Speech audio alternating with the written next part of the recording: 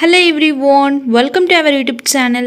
ఈ వీడియోలో అయితే నేను మీ అందరికీ తక్కువ ఇంగ్రీడియంట్స్తో ఎంతో టేస్టీగా చేసుకునే దొండకాయ ఫ్రై ఎలా చేసుకోవాలో చూపించబోతున్నాను. చాలా టేస్టీగా ఉంటుంది. ఇంకా మరి ఏమాత్రం ఆలస్యం చేయకుండా ప్రాసెస్లోకి వెళ్ళిపోదాం. ఇక్కడైతే నేను 1/2 kg దొండకాయల్ని శుభ్రంగా కడిగి తుడిచి ఇలా కట్ చేసుకున్నాను. ఇది ఫ్రై రెసిపీ కదా, మనకు కొంచెం ఆయిల్ ఎక్కువే పడుతుంది. ప్యాన్లో 3 టేబుల్ స్పూన్ల ఆయిల్ వేసుకొని 1/2 టీ స్పూన్ అంత ఆవాలు, 1/2 టీ స్పూన్ అంత జీలకర్ర ఇవన్నీ వేసుకున్న తర్వాత మనం ఇందులో సన్నగా చాప్ చేసుకున్న ఉల్లిపాయ ముక్కలు కూడా వేసుకోవాలి. అలాగే ఇందులో మనం పచ్చి కరివేపాకు కూడా వేసుకోవాలి.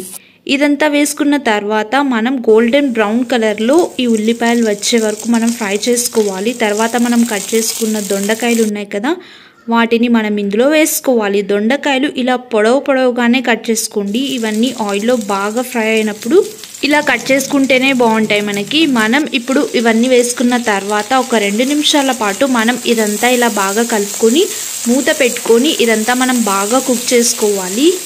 ఒక 15 నుంచి 20 నిమిషాల టైం అయితే పడుతుంది. ఫ్రై ఐటమ్ కదా, ఆయిల్లోనే ఇదంతా బాగా మగ్గిపోవాలి. మధ్యలో మూత తెరిచి ఇలా కలుపుకుంటూ ఉండాలి మనం అడుగంటకుండా. ఇప్పుడు వచ్చేసి ఇందులో 1 టీ స్పూన్ క్వాంటిటీ అంత ఉప్పు వేసుకొని మూత మూసి మనం ఇంకొక 2 నిమిషాల పాటు కుక్ చేసుకోవాలి. ఫైనలీ ఇలా ఆయిల్లో మనకి ఈ దొండకాయలన్నీ ఇలా బాగా ఫ్రై అయిపోవాలి. ఈ కన్సిస్టెన్సీలో రావాలి. ఇందులో మనం ఎండు కొబ్బరి, వెల్లుల్లి దంచుకున్న పొడిని వేసుకోవాలి. ఇలా దంచుకునే వేసుకోండి, చాలా టేస్టీగా ఉంటుంది. ఇలా దొండకాయలన్నీ బాగా ఆయిల్లో ఫ్రై అయిపోయిన తర్వాత మనం ఇలా దంచుకున్న కొబ్బరి, వెల్లుల్లి పొడి వేసుకోవాలి.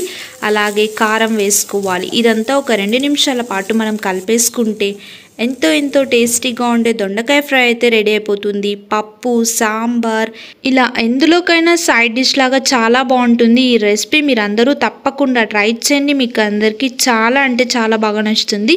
మన ఛానల్ ఎవరైనా సబ్స్క్రైబ్ చేసుకునే వాళ్ళు ఉంటే వెంటనే మన ఛానల్ని సబ్స్క్రైబ్ చేసేసుకోండి.